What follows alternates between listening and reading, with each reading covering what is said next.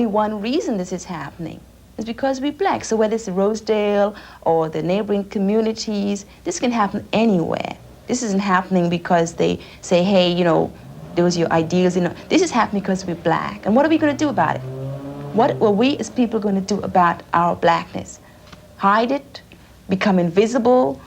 We can't do that. We're going to keep this neighborhood. We're going to keep Rosedale predominantly white the way it is, and we will not let a bad element in. We're going to fight. This is our right, too. You know, they talk about rights for minorities. Where the hell are the rights for whites? That's what we're all about, equal rights for whites.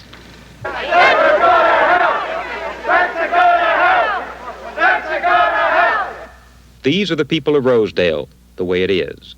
Tonight, their story. I'm Bill Moyers.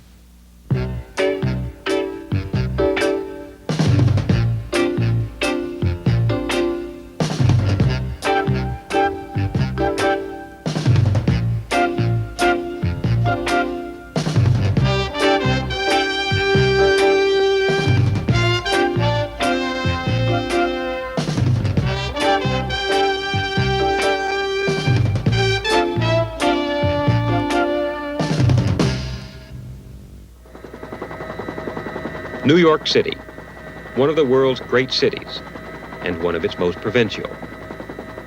The financial and communications capital of a nation. For visitors, New York City is the skyline of Manhattan. For New Yorkers, it's a tangle of neighborhoods. The skyline of New York keeps changing, so do its neighborhoods. 15 years ago, about 8 million people lived here. Today, the population is still about 8 million, but it isn't the same. Since 1960, more than 1 million whites have left New York City. The black and Hispanic population has grown by almost 1 million, and it's still growing. This is Rosedale, a community of 6,000 families in the far southeastern pocket of the borough of Queens. To the passing eye, it seems quiet, modest 1- and 2-family homes with fenced-in lawns and tree-shaded streets.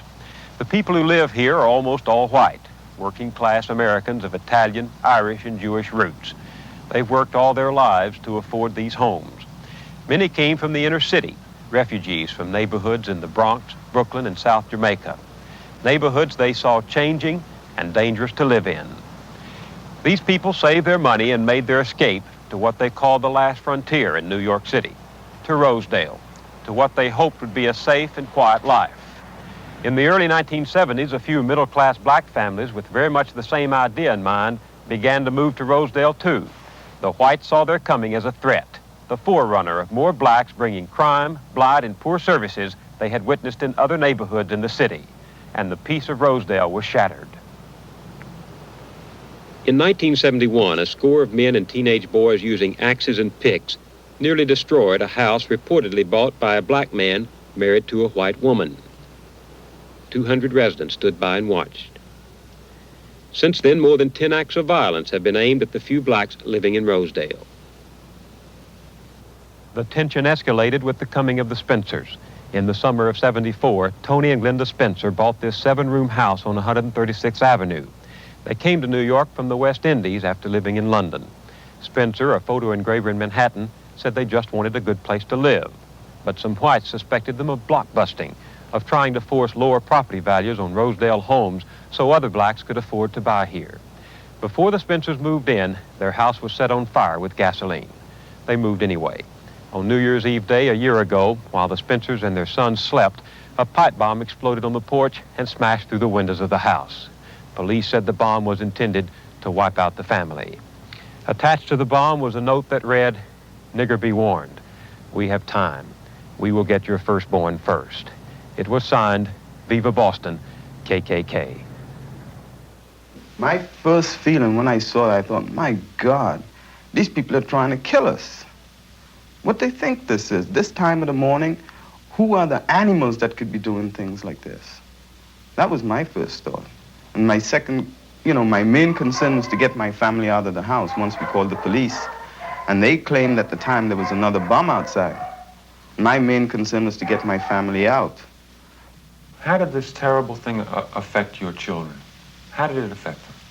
it has affected them in many ways. They're very apprehensive now about being children, about going out and, doing the things that boys do. You got to remember there are 3 boys, and boys always get into things. And it's got them now where they look twice at everybody. They're wondering about the people that they live around. The people who live around in this neighborhood, they want, could that be the person? Why are these people hating us? Why are they doing the things that they do to us? Especially when my youngest son was beaten up twice in our own front garden. When they ask you these things, why? What do you tell them?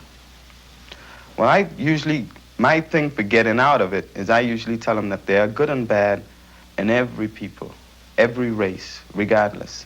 There are prejudice for most things, whether it's religious, whether it's race, whether it's color, or what. And we just happen to be amongst a few people whose minds are warped.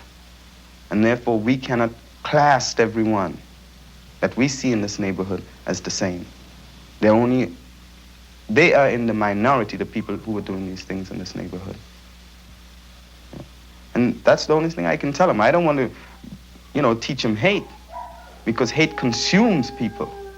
Anyone who allow hate to become an everyday thing in their lives, their object in life and their goals become second, and their hate becomes first. And I'm not going to teach them that, regardless of how many bombs they put at this house. I'm not going to teach my children hate. Down, down, down with the Nazis! Down with the Klan! Down with the Klan! Down! The bombing of the Spencer home galvanized the support of civil rights sympathizers outside of Rosedale. They gathered to rally near the Spencer house. Down with the Nazis! Down with the Nazis! Down with Hitler, brother! We decided that we would come down here and do whatever we could to help the Spencer family, to help any family that wants to move into a neighborhood and something goes wrong. Somebody comes, bombs their home, burns them, tells them to go back to Africa or some other slur, right? We are outraged by this. What do we want? The right to live where we choose! What do we want? The right to live where we choose! When do we want it? Now! When do we want it? Now! Every time, like good people try to live anywhere, they've been harassed. Even in the ghetto, for instance. Our kids are being shot down. Kids are being harassed. And you move out to a neighborhood, you say, I'm gonna move out here into a peaceful neighborhood. Bombs have been thrown in your house. And that's not right. People have the right to live where they want to live in America. If I have $40,000 to spend on a house, I'm supposed to live in that $40,000 house. Smash the KKK! Smash the KKK! To the whites of Rosedale, the demonstration was more aid from outsiders for outsiders, and it provoked a reply.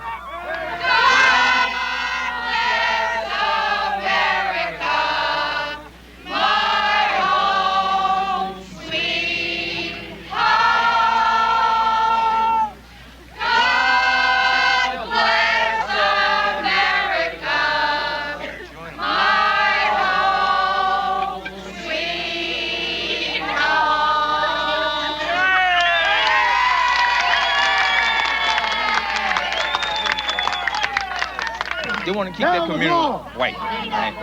Right? So that means this country is separated. This country is divided. You mean you want to divide the country? I live on the side of the railroad track and you live on the other side. Well, that's not the United States then. That is a divided state. The white moderates my colleague Richard Kotuck and I met in Rosedale didn't want to be interviewed on film, but they told us that while they don't approve of violence, they're determined to keep Rosedale from turning black. And they say that the acts of a few bomb-throwing racists have obscured their case. What they're trying to prevent, they say, is this. This is the ghetto of South Jamaica, also in Queens, just 3 miles from Rosedale. It's a familiar story. Once residential and almost all white, now South Jamaica is the home of 70,000 people, most of whom are poor and black. Almost half of them earn less than $4,000 a year. 30,000 live on welfare. As the neighborhood tipped, the crime rate soared. It is 1,600% higher than in Rosedale. More than 9,000 crimes were committed here last year. The schools of South Jamaica have some of the lowest reading levels in the city. There isn't one public elementary school where more than one-half of the children read at or above grade level. Even closer to Rosedale, the very next community, in fact, is Laurelton. In the last 5 years, it's gone from 35% to 65% black. So when they look north and west, the whites in Rosedale see coming the very changes they once fled. When they look east, they see this. Directly across the New York City line are some of the most fashionable and expensive suburbs in America, with homes ranging well over $100,000 in price. School and property taxes on one of these homes for a single year can be higher than the down payment on a house in Rosedale. Beyond are other affluent communities of Nassau County, whose per capita income is among the highest in America. 2.5 million people live in Nassau and neighboring Suffolk counties. Only 5% of them are black. The whites who do live in the suburbs are relatively insulated, safe for the moment from the rapid changes that struck New York. Property values and political policies discourage low-income people, white or black, from moving in. They just can't afford it. This is why the working and middle-class blacks like the Spencers who can't afford the suburbs have their eye on Rosedale. And it's why the whites who already live here feel hemmed in with nowhere to go. They're determined to hang on. We more or less know what the... This is one way they're doing it, with a home referral service run by an organization known as ROAR. ROAR, Return Our American Rights, is dedicated to keeping Rosedale white. Its home referral service was set up to make sure that if whites moved out, they would sell their homes to other whites. ROAR keeps a listing of families who are selling, makes contact with prospective white buyers, then shows the homes. This family wants to move to Rosedale. This member of ROAR is showing them a house. Got a heck of a house here. I'm pretty sure you'll like it. The outside here, we got a porch over here that's built all the way around the house. And they put an addition onto the side. You got a fence all the way around, which is something you don't find in a corner house over here. A nice fencing, pretty good property. And they told me they're leaving a heck of a lot of appliances, so... Let's go inside. Meet the owners. Hi, Joe. Hello, Joe. How are you? How do you do? This is Angie, and this is Hello. Charlie. The people that are looking for the house. Glad to meet you. How do you do? We got them through our home referral system. Somebody recommended them. Very good. Told me you had just the exact thing they were looking for. Yeah. You would have guessed they Hello, how are you? Nice to see you again. Angie's father, Joe. Yeah. Angie's Hello there, mother how are and you? and her How do you brother. do? How are you? Hi. How do you do? Army man? No, my son just joined the service. Wow. Tell you, home referrals are fantastic. I don't think the real estate will let you know anything about this, but we're very selective. Very selective.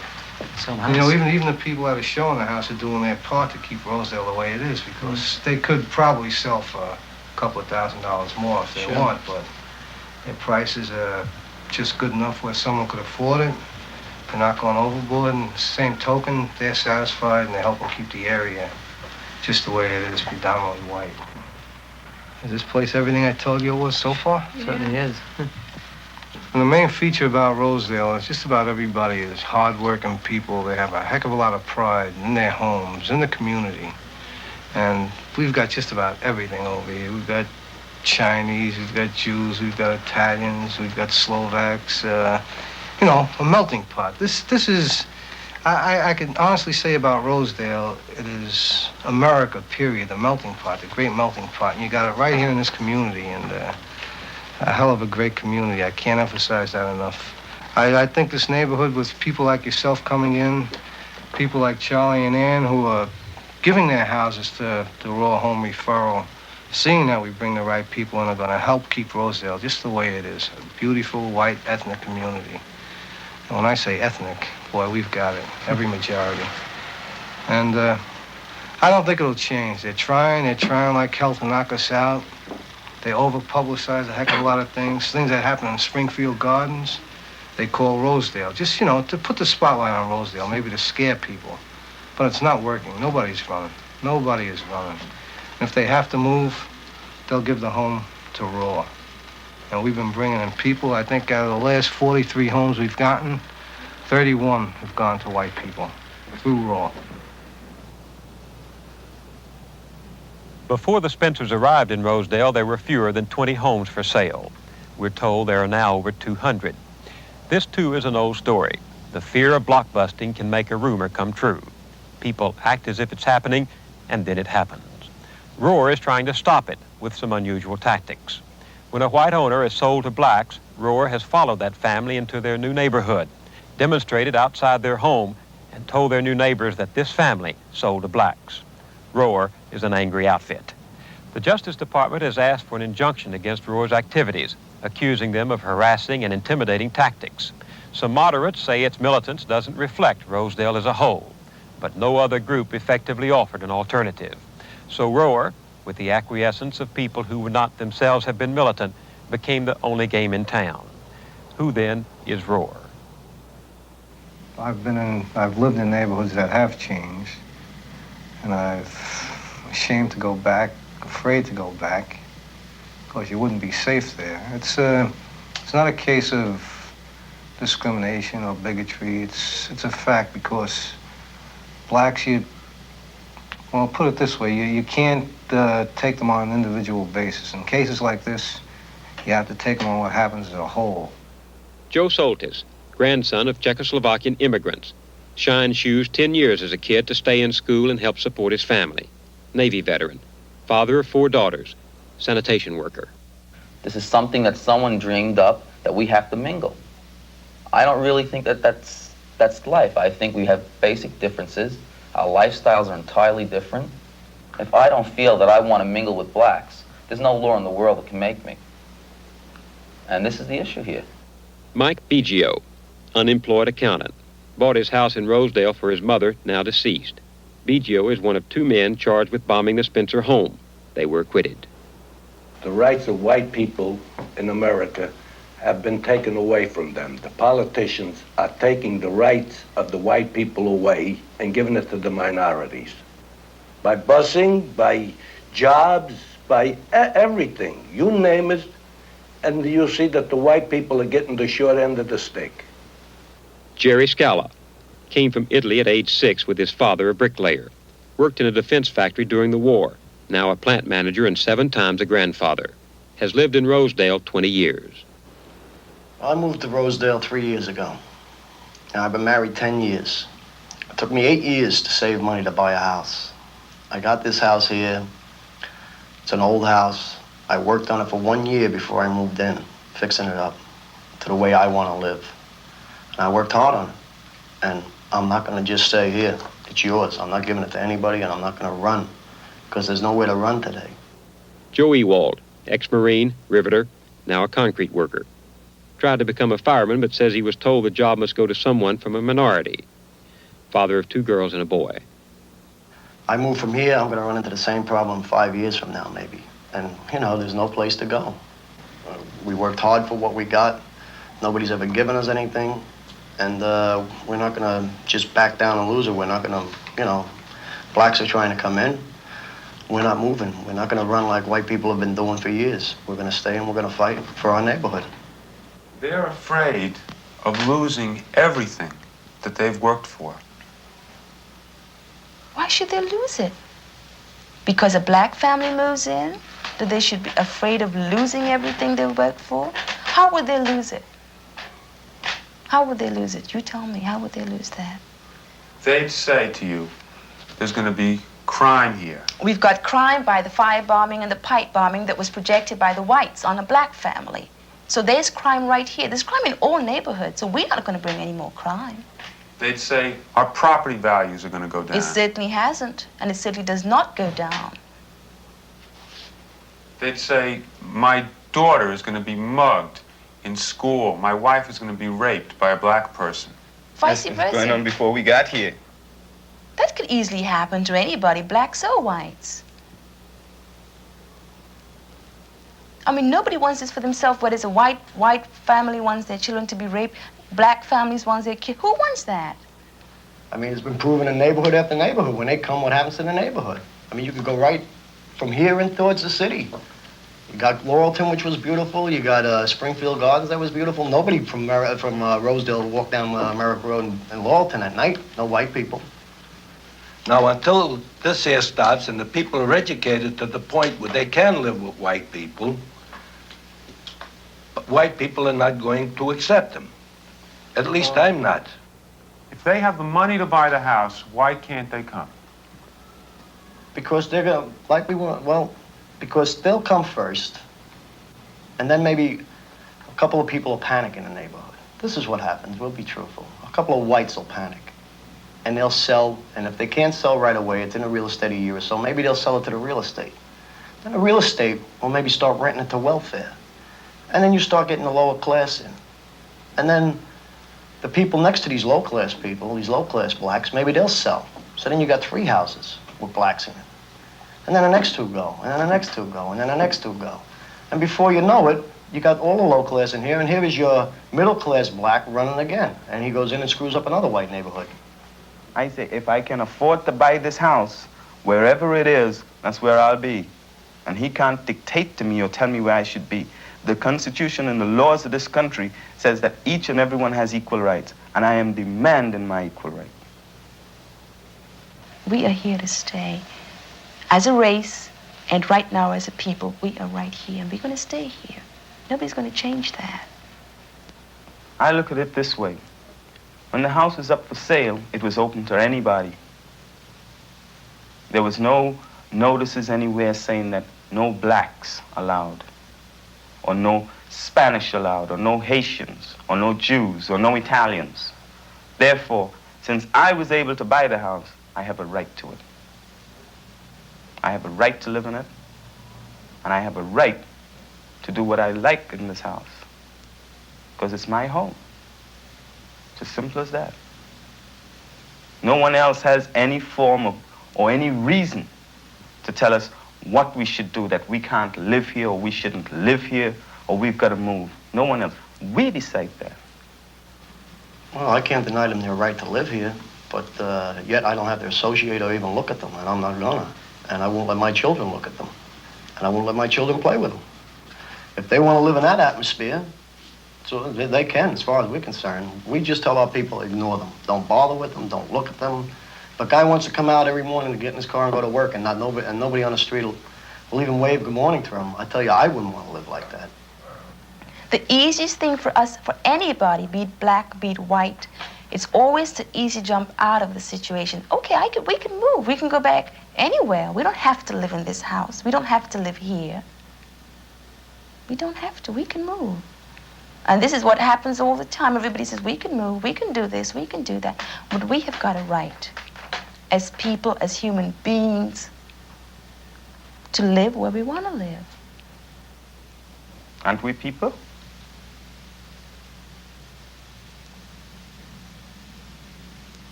If they can determine that we are not people, then they got a point. If they can't determine it or they can't prove it, they better shut up.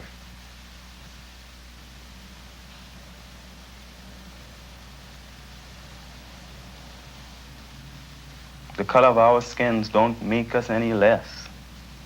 We are people. We like to believe that we are human beings, and we'd like to believe that they're the same, but it's given us a lot of doubts, some of the things that they've done. So the Spencers are staying, their house the front line in the struggle for turf. Even after the firebombing, their children were harassed, the family threatened with more violence. And while the whites drew together in Rosedale, support for the Spencers came from beyond. We need you when we walk the streets. This is the Reverend Timothy Mitchell of the Ebenezer Baptist Church in Flushing. We need you in our homes. We need you on the highway. And right now, oh Lamb of God, we ask that you would bless this family. Somehow be a hedge all around them.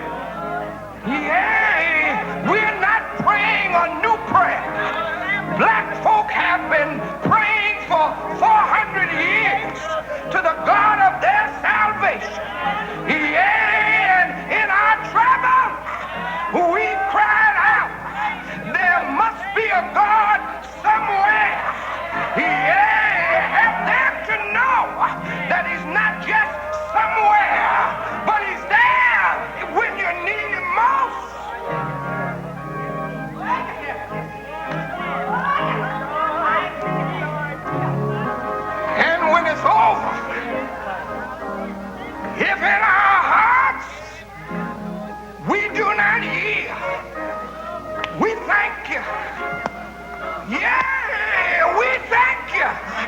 We're going home one day. Oh, we're gonna wear a crown one day. We're gonna sing a song one day. We're gonna shout trouble over one day. Till that day, let the angel of the Lord encamp round about us. Keep us in perfect peace. I'll be all right.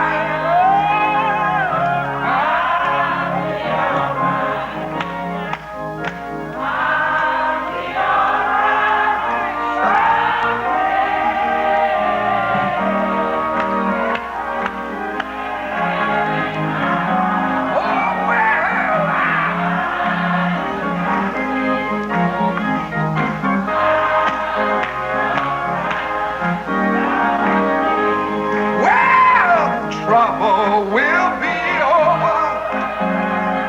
Trouble. Trouble will be over. Well, I'll wear a crown. Well, don't you know?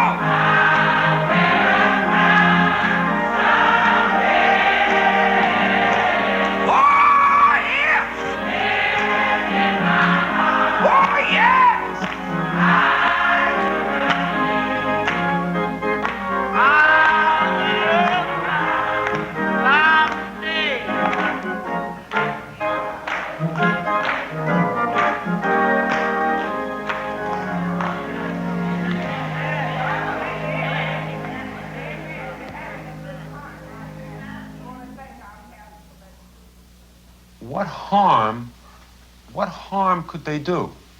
What's wrong with them? They're black, that's what's wrong with them. And the way I feel, black and white don't mix, and it's never gonna mix.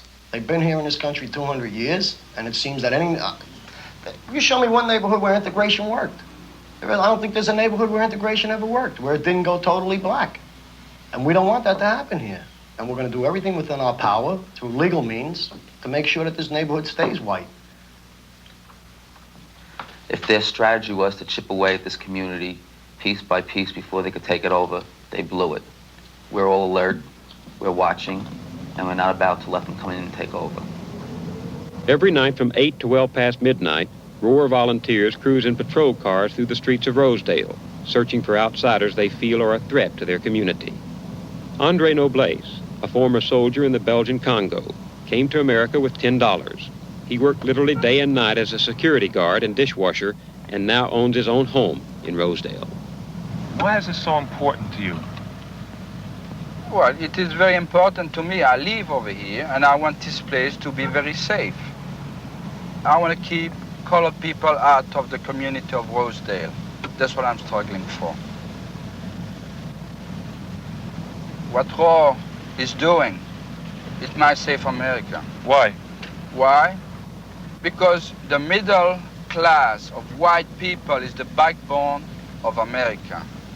We are the backbone of America. We go out and work and pay our tax.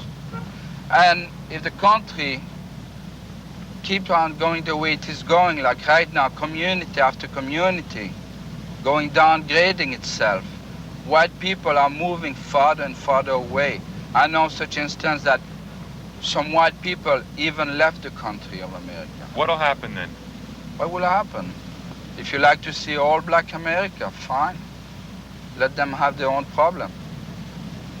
If you like all black America, fine. For a start, these people who are saying that they don't want blacks in this neighborhood or blacks do not have equal rights. Now, if that was the majority of the white people saying that, a lot of the laws, the civil rights laws and things like that would not have been passed.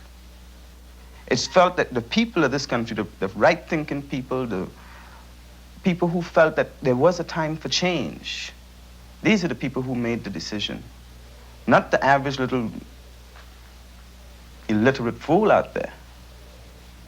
The people that are dictating all this stuff to us and telling us who to live with and how to live and who our children have to go to school with and all that, where do they live? Where do they live? They live in their lily white neighborhoods way up in their high-rise apartment houses, right? Their children go to private schools, but yet they're telling us our children got to go to school in black neighborhoods. They're telling us that we have to be integrated. We have to live with the blacks. Why don't they practice what they preach? I mean, why don't they come and live in Rosedale here? Or why don't they live in Laurelton? If they want to tell us to do it, why don't they try it? But no, they sit back and get rich and tell us what we got to do.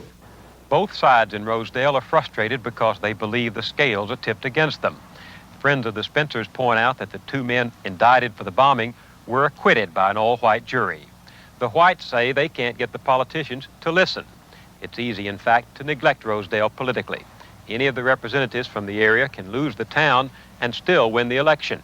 Many of the contests are decided either by the poor and middle-class black voters of Queens or by the wealthier white voters of next-door Nassau.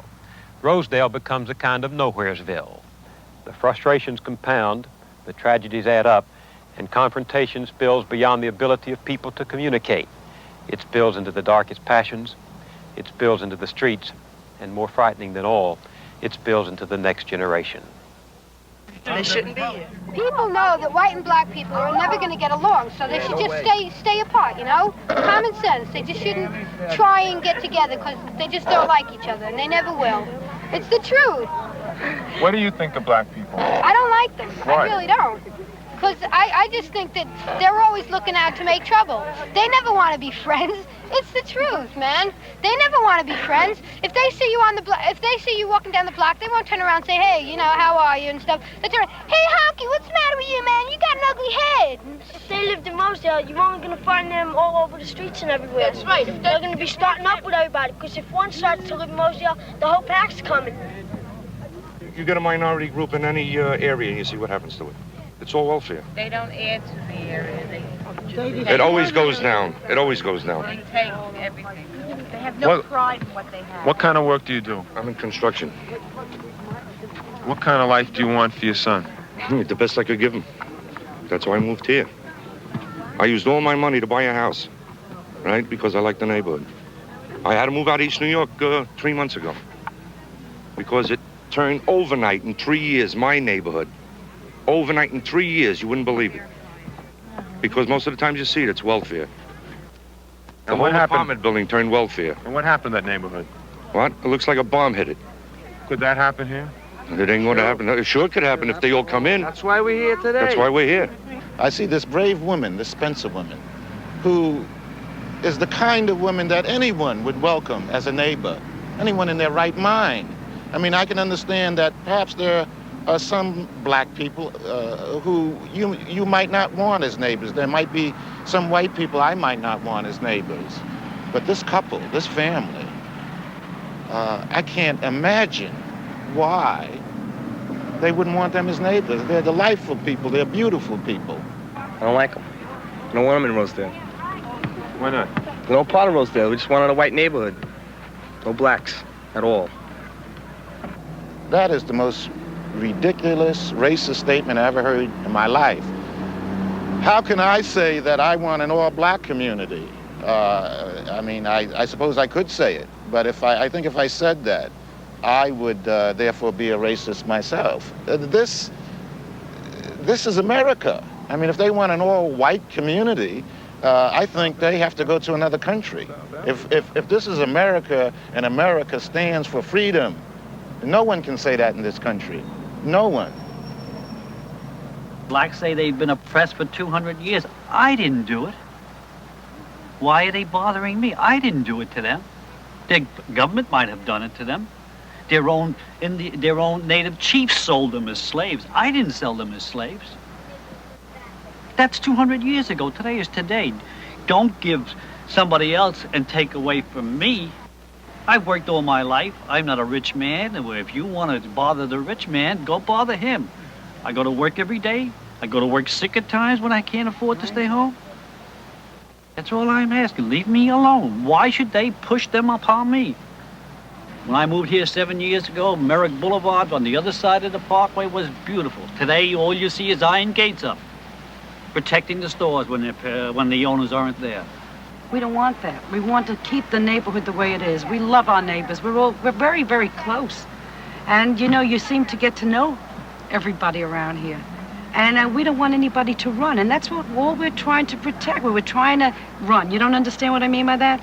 But if they start coming in, the black families, the white people will run, and we don't want that to happen. That's all we're asking for. We want to keep the neighborhood we want the to way keep it the way it is.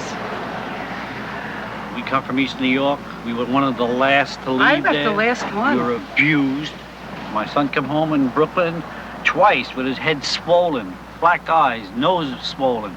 Go to the police station. Well, we can't do anything about it unless you Catch them. You have to catch them in the act. And how are you going to catch them in the act? They disperse and that's it. The kid was in the schoolyard playing ball. They wanted the court, pushed him off the court, and they beat him up twice. This time I'm staying and I'm fighting. not leaving. I'm not I'm leaving. going to stay and fight because I can't be pushed anymore. They pushed me out of East New York. I'm not going to be pushed again. I'm too old to move right now. I'm going to make my stand. I'm staying. And I have to stay. Otherwise, I'll be on Montauk Point in the water. If they keep coming and people keep moving, that's where you're going to end up. In Montauk Point in the water. As we filmed in Rosedale, a group of blacks from South Jamaica was coming through the neighborhood in a demonstration of support for the Spencers. To the Spencers, the demonstration said, "Hold on, we're with you." To the whites, the outpouring of support was not only making martyrs of the Spencers, it had brought to the streets of Rosedale the encroachment they had most feared. Every time a group of blacks get together, they want to help Rosedale with their problems. We don't need any outsiders helping us with our problems. We've been doing good enough for all these years we've been here, and we'll keep doing good enough. And we'll stay white, period. White on!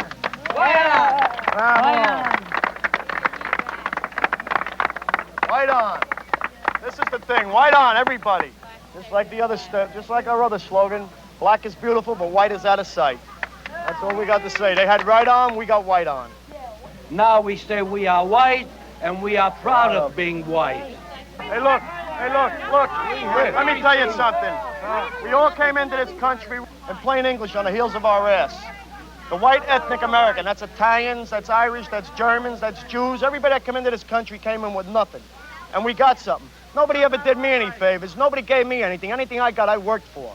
These people want anything and they don't want to work for anything. This is what they want. They come up from the South, they go on welfare. They come from Puerto Rico, they go on welfare. We're sick of paying for these people.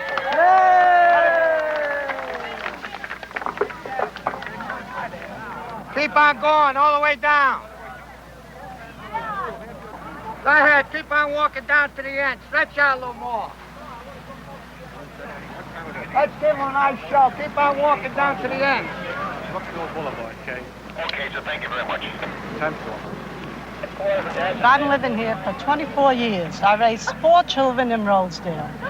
When we moved in Rosedale, we could have slept with our doors wide open. My kids are married today. I have 9 grandchildren. My son and daughter had to move out of Rosedale and move out the island on account of what's going on in the schoolyards today. The kids getting beat up and everything. What are you scared of? I'm scared of what's going on.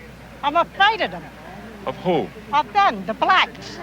I'm afraid to go out at night, which we never did. We used to live one happy family. Gotta leave your lights lit at night. We go out, we have to have the timer on for the lights. We have to leave our lights outside on the front stoop. On the back stoop, we had to put the flashlights. What do you call those lights near the garage? Floodlights. I mean, what kind of living is this? We don't want to live like this. They want to live like us. Let them earn it the way we did, not give it to them on a silver platter. They want to come in and take over. They walk around with a chip on their shoulder. If there's kids in the schoolyard go to school with $1 in their pocket They for stick them up. lunch. For lunch. I'm talking about lunch. This happened to my own son. He used to ask me to give him money to eat in the school lunchroom. I used to give him $1. At that time, a couple of years ago, he used to tell me, don't give me no more dollar bills. I said, why? Because he wouldn't tell me the truth. He told it to his sister.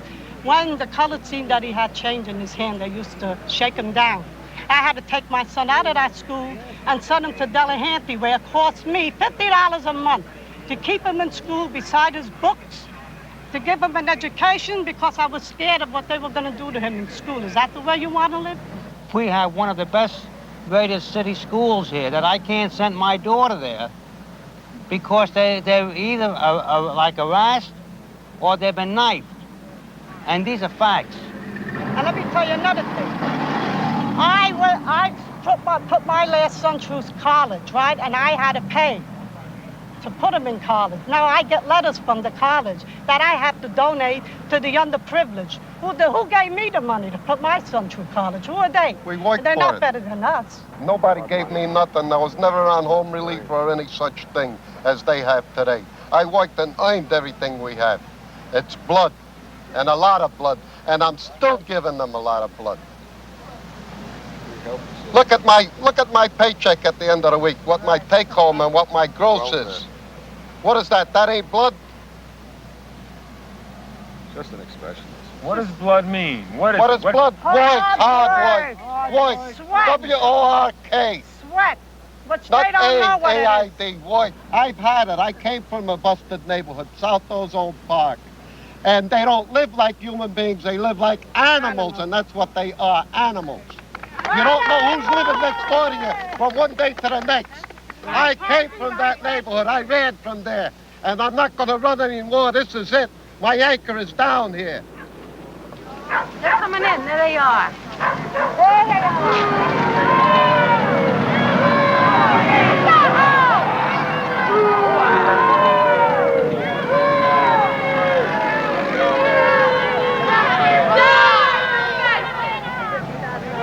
I strongly recommend you disperse your group or else we will have demonstrations by everybody. This is our neighborhood. We have a right to demonstrate in our neighborhood. These are people that live in this neighborhood. After the blacks pulled up to the Spencer home, police cordoned off both ends of the block to try to keep the angry whites away. Half of the people are going to go down on the other block. We're not going to Half of the people are going this way or that way. They are not going through this block. We're not going to go. We're going to go around. Go around. Go right ahead. Go right around. They're not going to go through this block. Okay, go ahead. Go right around. All right. Go either way. All right. Just get the left side. Why? Because some nigga lives there. All right. Wait a minute. Get the sign over here facing the.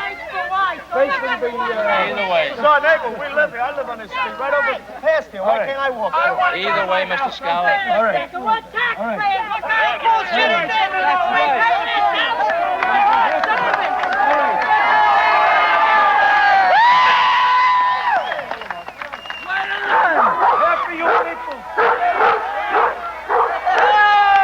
Why the hell does he have police protection? It's our neighborhood.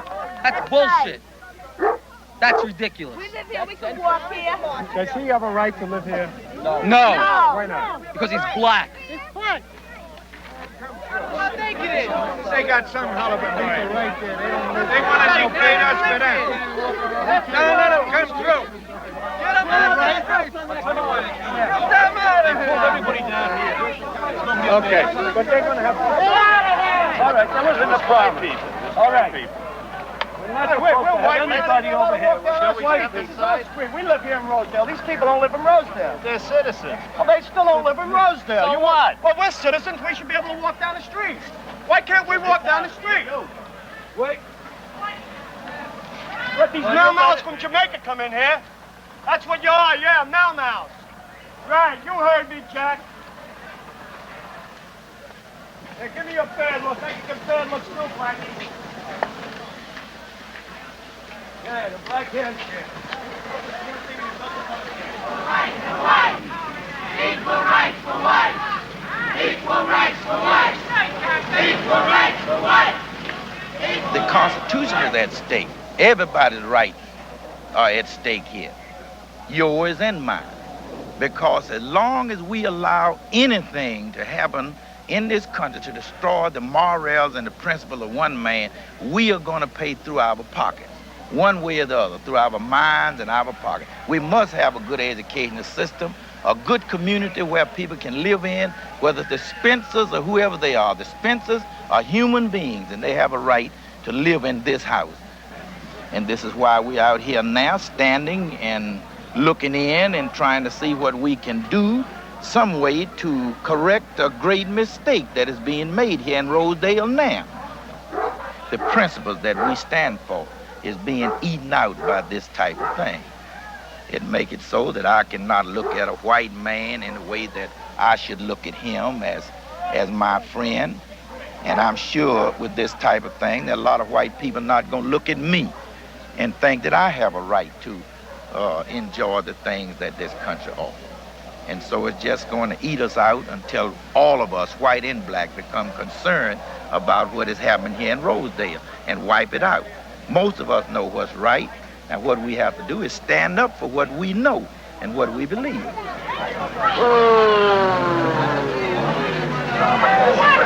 with your kids, son. Professional blockbusters, that's what they are. I hate niggas. Let's go back on slow. Let's get back to mama.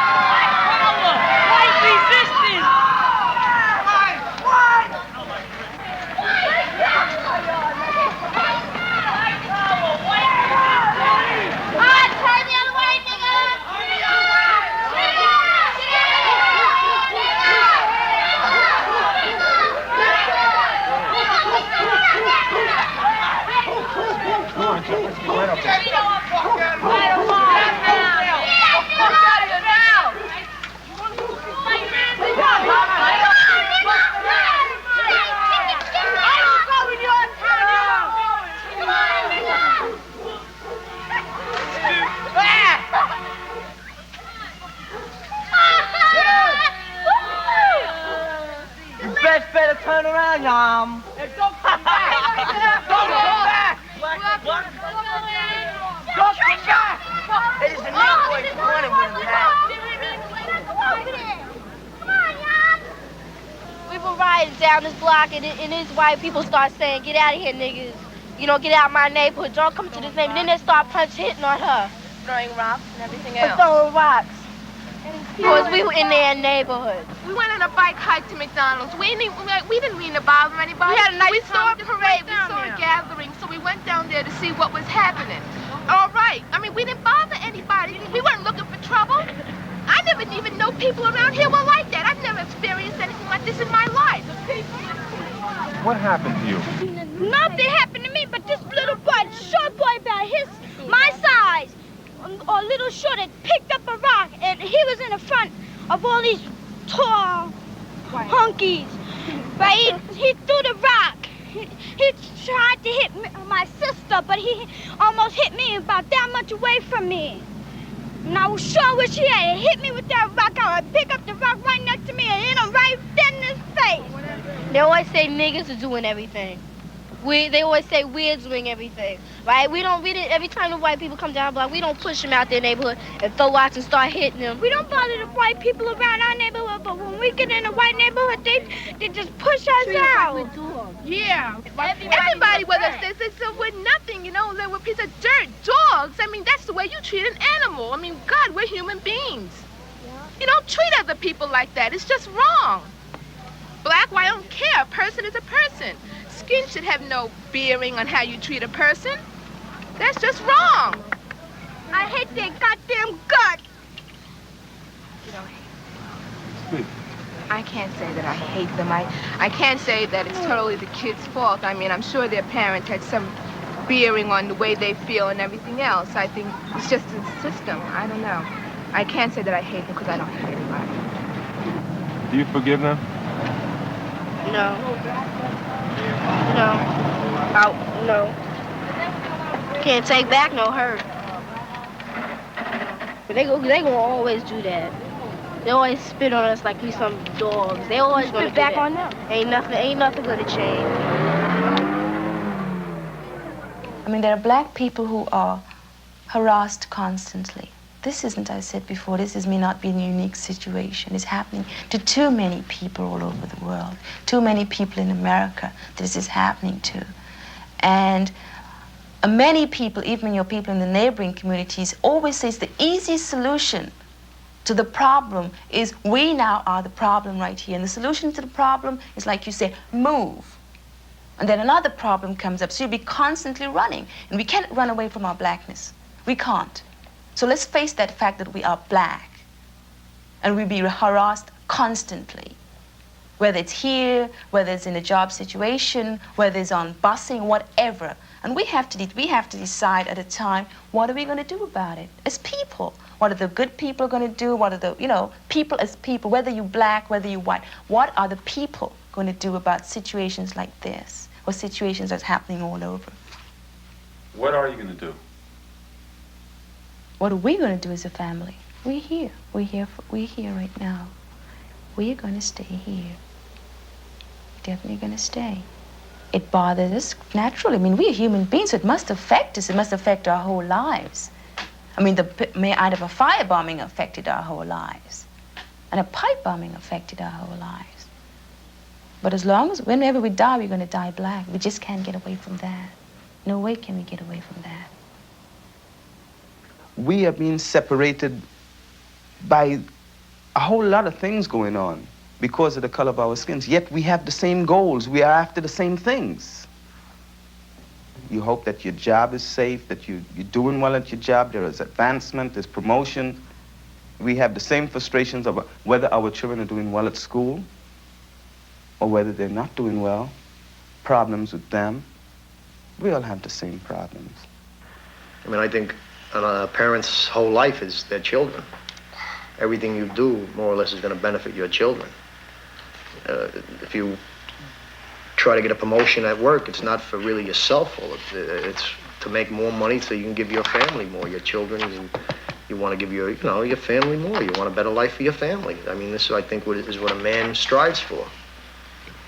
I know this is the way I feel, and I know this is the way my father was. I mean, his life was his family, and this is the way I feel. I want them to have an education so they don't have to be outpouring concrete like I am. I think my son should have better than I have. I would like to see him president of the United States. This is what I would want for him, that good. That's what I want for him. I want him to go as far as he possibly can. And as long as I'm here, I'll help him any way I can. They're me and my wife. I mean, they're something that we've made, we've brought into this world. I mean, that's us sitting right there. That's us. I mean, and I don't know how much more you can explain it. I mean, I love them as much as I love my wife, but it's a different kind of love. I mean, they're me. What can I say? This is me right here. This is what I brought into this world, and to me, they're the perfect and they're the most beautiful things in the world. And what more can I say? I don't know how to say it. I mean, that's the best I could say. But this is my feelings. I want to live. To the best of our ability, we all want to live. We all have achievements, we all have goals, we all have aims, we all like a lot of things. And we just go through life as it is. Happiness. Who doesn't want that? A moment's happiness. That's what I want. A moment's happiness. To be rid of all this sort of aggravation so my family and we can just have our moment's happiness. Which there are thousands and millions of people seeking that moment's happiness. And it's very elusive. An outsider to Rosedale has to be wary of simple judgments. things are more than they seem, and you can't neatly sort out all the streams of conflict that make this a tragedy of people coming to grief in their search for good. Racial hatred is here, a fierce, murderous passion that turns men into vicious brutes, hurling bombs at sleeping children. It's happened often in our past. It happens still. But only in part is Rosedale the story of racism. In the end, the people who live here, black and white, want the same things: a place to work, a place to live, a chance to be happy. That's one reason for the conflict. They're competitors after a piece of the dream when the dream is shrinking and there's not enough to go around. The Spencers want to be judged as human beings, not by the color of their skin, but they're judged as threats. The whites want the people who run the country to say, yes, crime, blight, and erosion have occurred again and again in neighborhood after neighborhood, in city after city. You're right to take a stand. But the decay continues, and across the Gulf, the struggle here goes on. The people with money, status, and power have bought their way out to security and stability for the moment. It's like watching a war on television. You turn off the set, and it's over. For these people, it's only beginning. Black and white alike in the Rosedales of America have been abandoned, condemned together to economic apartheid by a system that rewards the people who can afford to get out and condemns to bitter consuming rivalry those left behind. It's a travesty. It's a travesty whose consequences will haunt and one day may overwhelm America the way it is. I'm Bill Moyers.